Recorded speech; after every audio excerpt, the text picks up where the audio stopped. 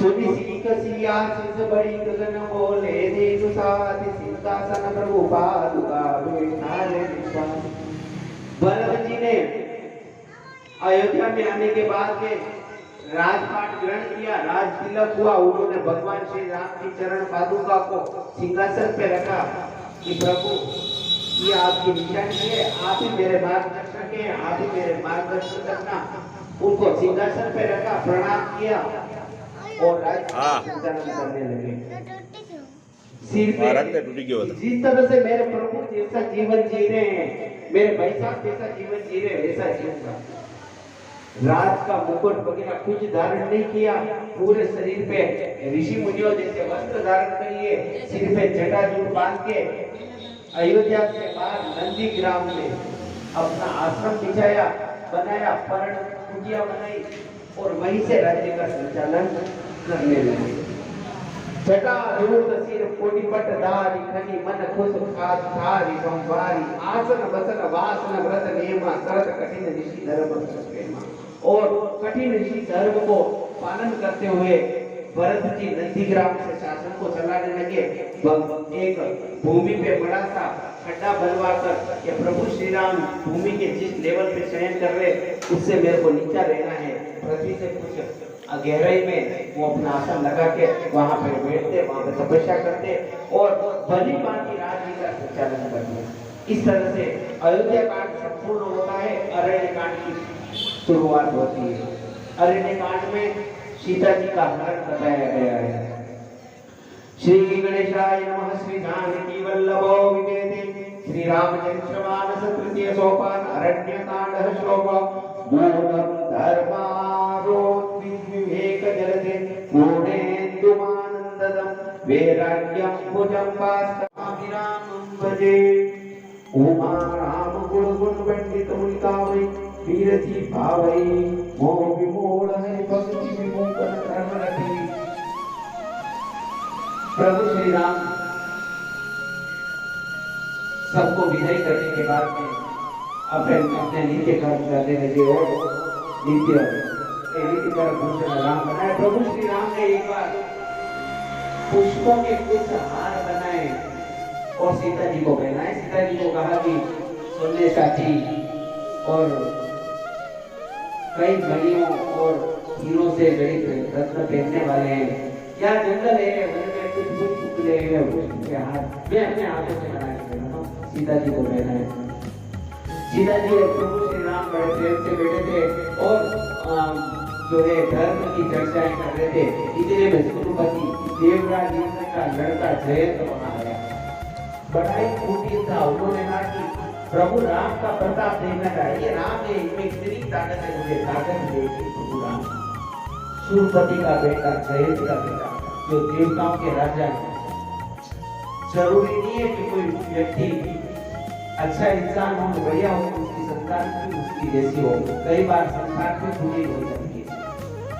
उन्होंने सीता चरण चौक हटी भागा बोल हटी मंद बनी कारण भागा कौवे का रूप धारण किया। रूप भी किसका धारण किया? कौवे का, जो मंदमती और गंदी चीजों को खाने वाला। जयंत ने कौवे का रूप धारण करके सीता जी के चरणों में चोंच मारी और बात गया कि अब राम मेरा क्या करेंगे। जैसे ही चरण में चोंच मारी वहां से रुधिर की धारा, खून की धारा बहने लगी। भगवान ने जब देखा कि खून की धारा बह रही है, ये किसकी खुशाली है, जयंत को पहचान लिया कि देवराज का बेटा है, इंद्र का बेटा है और मेरे प्रभाव को जानना चाहता। भगवान ने अपने प्रभाव को जानने के लिए कोई धनुष बाण नहीं उठाया। जिस आसन पर विराजमान थे उसमें से एक क्या कहते हैं, कुछ को ताप को निकाला और ताप को मंत्र से प्रेरित करके जैन की तरफ छोड़ दिया, जो ब्रह्मास्त्र की तरफ जैन के पीछे दौड़ने लगा। अब तो जयंत जो है तीनों लोक में भागने लगा। सबसे पहले पिताजी के पास में गया, धीरे धीरे रूप गए देखो भाई राम रूप रहा। पिताजी के पास में गया, पिताजी मेरे संकट हो गया, मेरे भगवान राम की परीक्षा ले ली जाएगी, कितने ताकतवर है। सीता जी के चरणों में कोमल मारी, राम ने मेरे ब्रह्मास्त्र चला दिया, रक्षा करो। सीता जी ने कहा कि राम के विमुख राम ने विमुख को रास्ता देना है। उन्होंने कहा मैं देव को रक्षा नहीं कर सकता हूँ, कल बात में वैकुंठ में गया विष्णु भगवान भोलेनाथ महादेव के पास में गया। महादेव ने कहा मेरे इसी की परीक्षा लेने की सोची है, जय तेरे को कोई बचाने वाला नहीं। चारों तरफ भटकने लगा, तीनों लोक में उसको कोई आश्रय देने वाला नहीं। राम विमुख कौन आश्रय देगा उसको? नारद जी मिल गए। नारद जी आखिर ऋषि हैं और एक ऋषि का हृदय बहुत ही कोमल होता है। नारद जी ने कहा, नारद जी का विकल जयंता लागी दया कोमल। संत का हृदय कोमल होता है। जो जिसका हृदय कोमल है वो जो किसी का बुरा नहीं सोचता है, किसी का बुरा नहीं करता है, पर धन और पर स्त्री को पत्थर के समान समझता है, वही संत है। तो संत का हृदय कोमल होता है। नारद जी ने कहा, नारद परंतु ऐसे बचने वाला नहीं। ब्रह्मास्त्र किसने चलाया? प्रभु राम ने चलाया। जा उसी की शरण में जा, बचेगा तब तेरा कुछ नहीं हो सकता। जाके प्रणाम मत आतुर भाई गए सिमत जाई काय काय गया लोगों इसके चरण पकड़े, हे प्रभु काय मेरी रक्षा करो, मुझे क्षमा करो प्रभु, मैंने आपको भगवान उसको मारना था, उचित था, उसको वध करना था, पर उसको छोड़ दिया। देख रही है एक आंख में उसको विकृति दे छोड़ दिया, एक आंख को देख आज भी विकृति बनी देखना, कौवा कभी भी देखता तो टेढ़ा दिखता है। उसके बाद में प्रभु ने कहा कि अब चित्रकूट पे रुकना उचित नहीं है। लक्ष्मण और सीता जी ने कहा कि चित्रकूट अयोध्या से ज्यादा दूर नहीं है, अयोध्या वासियों को भी पता चल गया है, प्रेम की वजह से वो हो सकता है कभी भी चित्रकूट आ सकते हैं और बार बार किसी का आना जाना रहेगा तो जो अपना वनवास है वो भंग हो। क्या करना चाहिए? इस स्थान को छोड़ देना। प्रभु ने चित्रकूट को छोड़कर आगे बढ़ने लगे।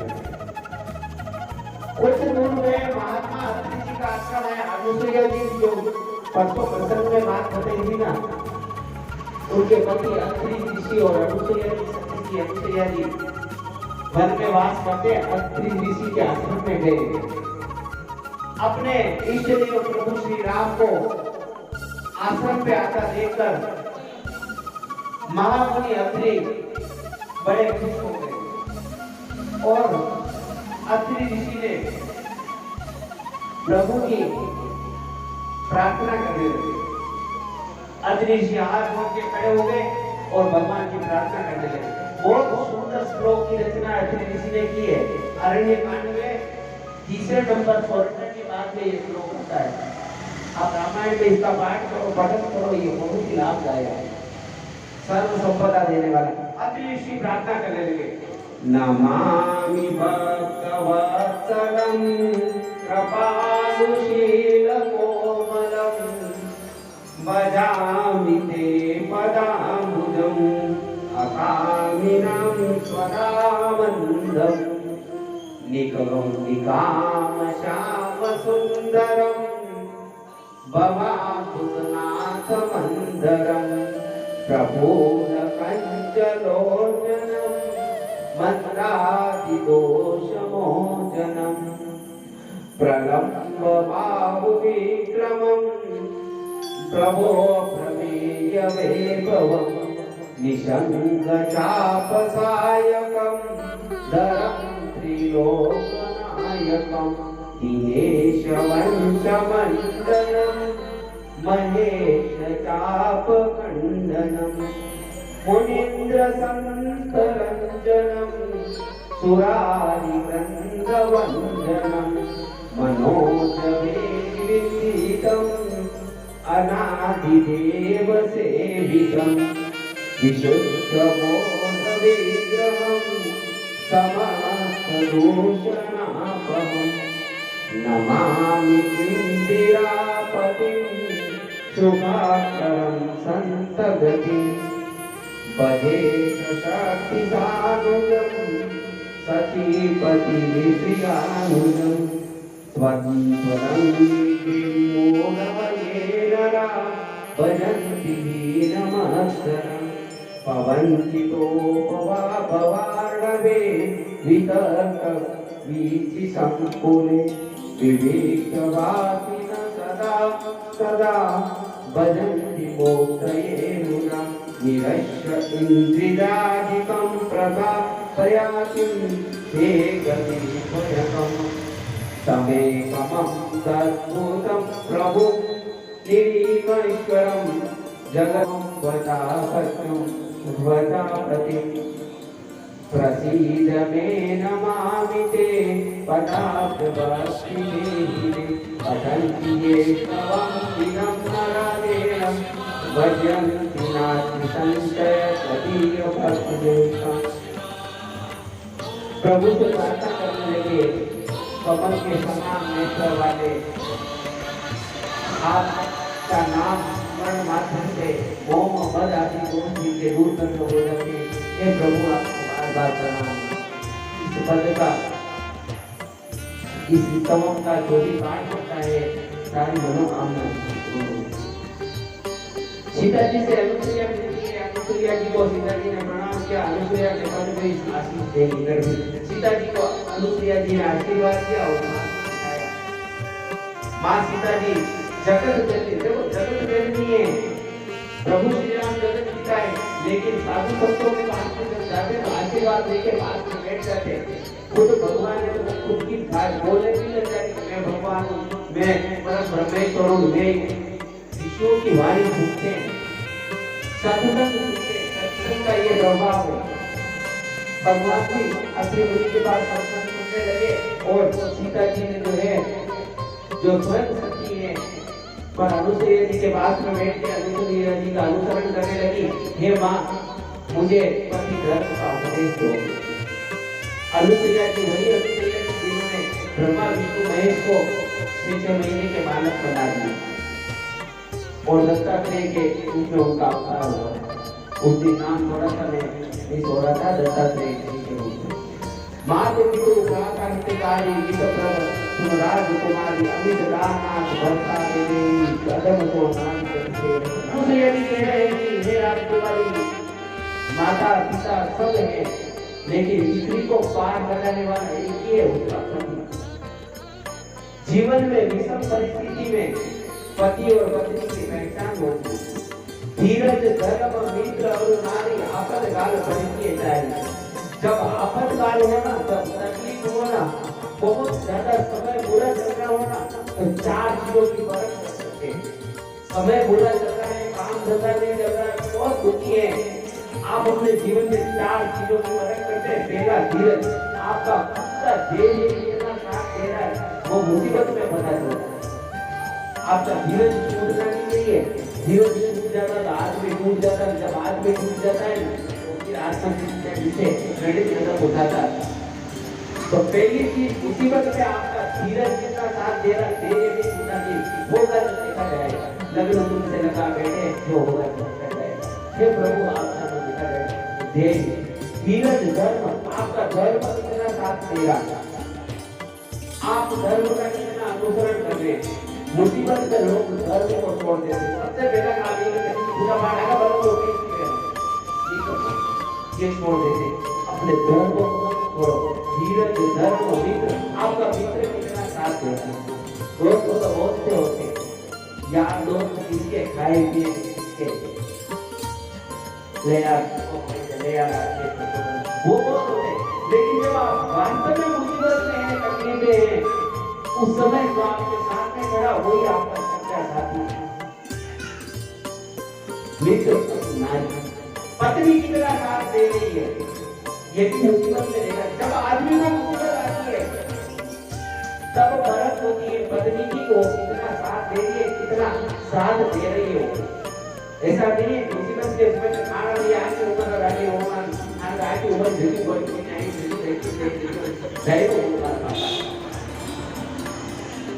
पत्नी का साथ उस समय देखा जाता है।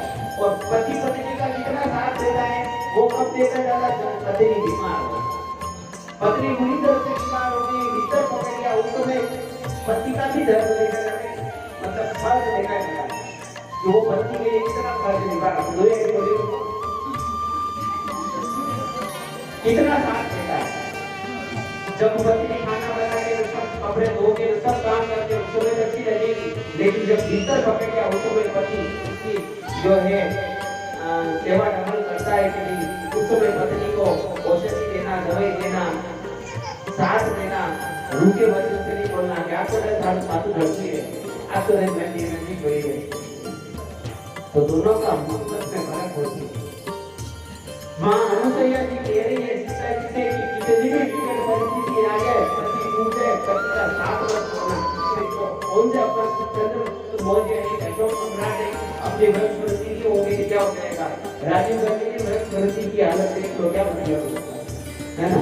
तो केवल वंश वृद्धि की मतलब शादी विवाह इसके लिए है कि जीवन साथी मिलना, वो आपस में अपने जीवन को इस तरह से जीवन की समस्याओं को सुलझा कर चले और अपना जीवन भी धन्य करे और अपने से जो मिले उसका जीवन भी धन्य करे।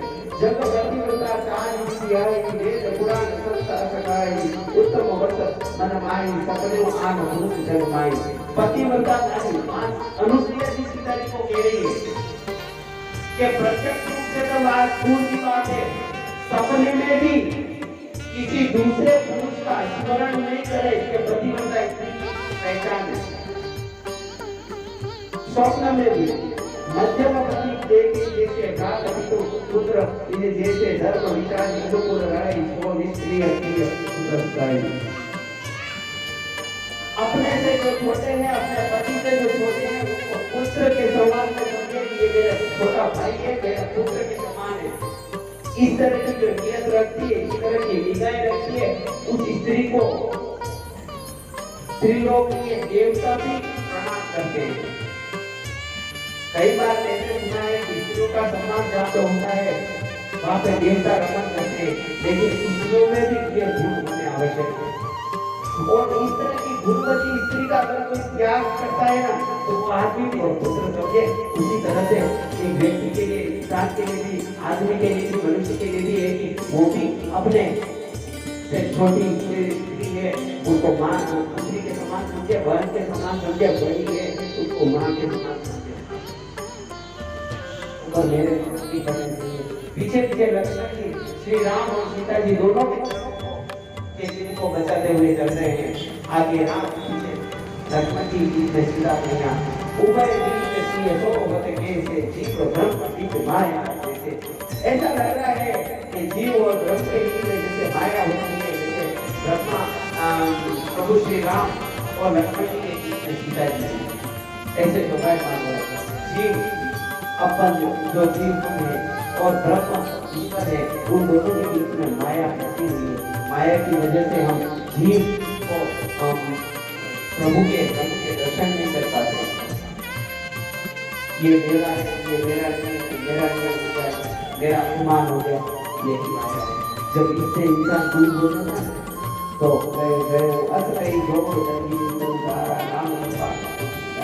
राम की कृपा से बस मेरे शरीर को रखने का उद्देश्य यही था कि प्रभु के दर्शन से बस आपका दर्शन हो गया, उद्देश्य पूरा हो गया। जो भक्ति से प्रभु का मराठी में जैसे देखे खरीद दिया और खरीदा हुआ है, जब भी वो चाहेंगे नाटक लोगों की तरह जैसे नाचना चाहेंगे नाचना ही लोग। तो लक्ष्मण ने कहा है सुंदरी मैं तो मराठी हूँ, वो तो कौशल्या के राजा है, अरे तुम एक डॉक्टर की पत्नी बनना चाहोगी क्या? है आप राम की शादी कीजिए। सुपर्णा वापस छूट जाती है और राम के पास जाके कहा कि मुझे आपसे शादी करनी है। राम वापस लक्ष्मण जी की बात करो, लक्ष्मण जी राम थोड़ी देर इधर उधर हुई और वो कहने लग जाती है, अपने असली रूप में आ जाती है, राक्षस की रूप में आ जाती है। और प्रभु राम से कहा कि तुमने सीता की वजह से मुझे त्याग रहे हो ना, सीता जी को छत पकड़ दे दूंगी तो मुझसे विवाह कर लो। सीता ही समय दिखाए जो बुराई कहा सीता जी को जब दुखी देखा तो लक्ष्मण जी की तरफ से राम ने इशारा किया। जो स्त्री एक बार राम की तरफ मुंह करती, एक बार लक्ष्मण जी की तरफ राक्षसी प्रवृत्ति वाली नहीं कर सकती। मेरे भाइयों इस बात का ध्यान रखो। कोई भी पुरुष किसी अन्य स्त्री से या अन्य स्त्री किसी अन्य पुरुष से कोई वार्तालाप करती है, अपने घर की बुराई करती है, मैं तो दुखी हूँ, मेरा सहारा देने वाला कोई नहीं, तो तुरंत चैटिंग पे ही लग जाना कि मैं तेरा सहारा बनूंगा। याद रखो, तो अपने पति को धोखा दे सकती है, वो तुम्हारी पति नहीं हो सकती। मानता हूँ कि जाति समाज के नियम के अनुसार से पुनर्विवाह के भी हो सकते हैं समाज में, लेकिन पुनर्विवाह करने से पहले, छोड़ने से पहले सोच लेना, तो दूसरों को छोड़ के आएंगे या जिस व्यक्ति ने अपनी पत्नी को पीट दी है, अपनी पत्नी को छोड़ा, तो एक दूसरे के प्रति वफादार बनते रहो।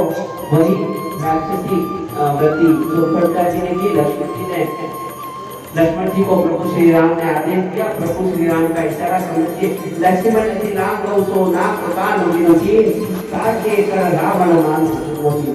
लक्ष्मण जी ने तलवार निकाली और सुपर्णा जी के नाक और कान दोनों काट दिए। सुपर्णा नाक और कान से बिना रह गई, और जैसे ही नाक कान काटे मतलब एक चुनौती दे दी ये फर्स्ट चुनौती दे दी। अब नाक कान के बीच सुपर्णा तुरंत वहां से कुछ दूरी पर खरदूषण उनके भाई थे, उनके पास में गई। खरदूषण को कहा, भाई तेरी बहन की क्या दुर्दशा की? खरदूषण ने कहा, क्या हुआ? कौन है? देखिए, कौशल्यापुर राजा दशरथ के पुत्र हैं, जंगल में आए हुए शिकार करने गए। मैं तो ऐसे ही वहां गई तो यहाँ पे झूठ बोला, नारी चरित्र अपनाया। अगर वो कहते थे कि मैं इस हिसाब से गई तो समझा बुझा के मामला रखा दफा हो जाता, गलती नहीं। सादा झूठ कपट छल प्रपंच चाहे स्त्री करती है, पुरुष करता है, उसी से बात करती है और परिवार टूटता है। लड़ाई हो जाती है, तुम्हारी लगा के बोल देते, उससे परिवार टूटता है। सुरपन का झूठ बोलते कि मैंने वहां गई, मेरे को पूछा कि कौन हो, मेरे का मैं कौन। जैसे उन्होंने सुना कि तुम खरदूषण की बहन, तुम्हारा मजाक करने लगे, मेरे भी को रोका, मेरे भाई है, मेरे भाई की मजाक न उड़ाओ। उन्होंने मेरे नाक काट दिए। उसने कहा, क्या बात कर रही हो? तुरंत बात पे विश्वास कर लिया। खरदूषण तीसरा युद्ध करने के लिए राम से वहां पे आ गया। प्रभु श्री राम ने लक्ष्मण से कहा कि लक्ष्मण आप वो भाई है, आसपास उसके राक्षस भाई है, खरदूषण के पास में जाएंगे, वो सुनते ही रहेंगे, वो आएंगे, युद्ध होगा। अपने साथ में सीता नहीं है, सीता इस तो इसको सुरक्षित के गुफा में चलेगा, वहां पे पहरा जारी करना, इसकी सुरक्षा देना, ताकि सबको मैं संभालूं। लक्ष्मण जी का प्रभु मेरी आवश्यकता होगी, वो लालूंगा, मैं अकेले संभालूंगा। खरदूषण से युद्ध शुरू हुआ। खरदूषण आए, रणचंडी कली कपट सदुराई पुकर प्रकाश परम बदराई दूत जाए तुरंत सब कहे उस पर दूषण और कर जाए। दूत को भेजा मिले कि राम को कहो जो तुम्हारे साथ में सुंदर स्त्री है वो हमको दे दो, तुम चले जाओ, कुछ नहीं कहेंगे। राम ने कहा कि हम क्षत्रिय हैं, तुम्हारे जैसे जानवरों का शिकार करने के लिए आए, डरते नहीं। दूत ने जब कहा तो उन्होंने जाते ही खरदूषण से कहा। खरदूषण आए, प्रभु श्री राम के ऊपर हमला किया। प्रभु श्री राम ने उनके बदले में तीर चलाए। राम के तीर के आगे खरदूषण के सहारे थे। भगवान राम के तीर में वो शक्ति है, नारायण अस्त्र, ब्रह्म अस्त्र, कौन सा भी अस्त्र उनके सामने नहीं चल सकता। इसीलिए कहते हैं ना, दवाई को लिखा होता राम बाण औषधि, लिखा आता है कि राम बाण औषधि मतलब राम के बाण का वार कभी खाली नहीं जाता, कोई नहीं रोक सकता। तो उससे उस औषधि की तुलना कर बना, सब आ रही थी राम को मारना, उद्देश्य यही था, सबको राम बना दिया। और वो लोग फिर देखते पास वाले को कहते राम तो ये रहा, वो उसको मार रहे, उसको देखे अरे राम तो ये रहा, सब एक दूसरे को राम समझ के मारने लगे। खरदूषण कह रहा था आपस में तो लड़ रहे होंगे, और अंत में खरदूषण बच गए। राम ने उन दोनों को भी मार मौत के घाट उतार दिया। प्रभु श्री राम ने अपना स्वरूप भूत राक्षसों को दे दिया, जो युद्ध करने के लिए आ रहे थे, अपना स्वरूप दे दिया, सबको राममय बना दिया, सबकी मोक्ष हो गई। उसके बाद में प्रभु श्री राम ने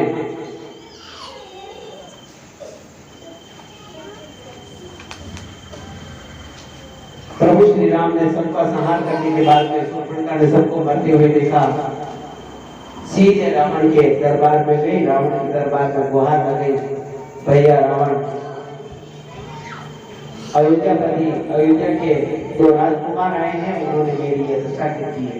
रावण ने कहा कि किसकी मृत्यु निकट आई है जो तुम्हारी ये दशा की है? उन्होंने कहा कि अयोध्या में दशरथ के राजकुमार आए हुए हैं। तब रावण विचार करने लगा कि अगर सूर्यरंजन भंजन मई बारा भगवन लील अवतारा तो मैं बजाई भयो हटी कराऊं सर प्राण तजे भव करो। हो सकता है कि तीनों लोक के स्वामी धरती से राक्षसों का भार कम करने के लिए वैकुंठनाथ विष्णु स्वयं अवतार लेके अगर आए होंगे तो मैं उनसे युद्ध करूंगा, वेर करूंगा और मोक्ष प्राप्त करूंगा। साधारण इंसान होगा तो रावण को आभास हो गया कि मेरी मुक्ति के लिए प्रभु ने अवतार दे दिया है। रावण इधर विचार करने लगा। इधर सीता जी ने, लक्ष्मण जी जंगल में गए हुए थे कुछ फल फूल चुनने के लिए।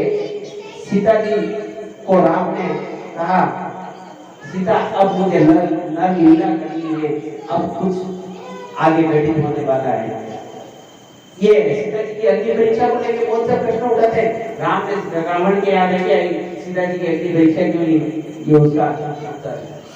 सीता जी को राम ने कहा कि सीता, रावण तुम्हारा अपहरण करेगा, लेकिन प्रभु मुझे बताए, क्या बताए, तेरे को हाथ लगाएगा बेचारा जल के मर जाएगा, क्या करूं? अग्निदेव प्रकट किए, सीता बने।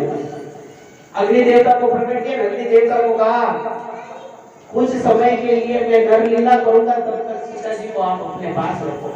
अग्निदेवता ने अपनी गोद पहले की पुत्री सीता आ जाओ। सीता जी अग्नि में बैठ गई।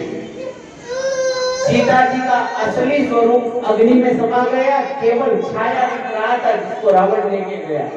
केवल छाया थी सीता जी की, असली रूप अग्नि देवता था। इसीलिए जब लंका से वापिस सीता जी लौटी तो राम ने अग्नि परीक्षा नहीं ली, वो अग्नि में तो वो रूप हुआ प्रकट किया। क्योंकि अग्नि सीता जी को रावण लेके जाता, लंका नष्ट हो जाती उसकी, रावण ही जल जाता। तो राम ने कहा लक्ष्मण जी और मरम न जाना। लक्ष्मण जी को भी इस मर्म का पता नहीं, लक्ष्मण जी को भी पता नहीं कि इस तरह की कोई घटना होगी।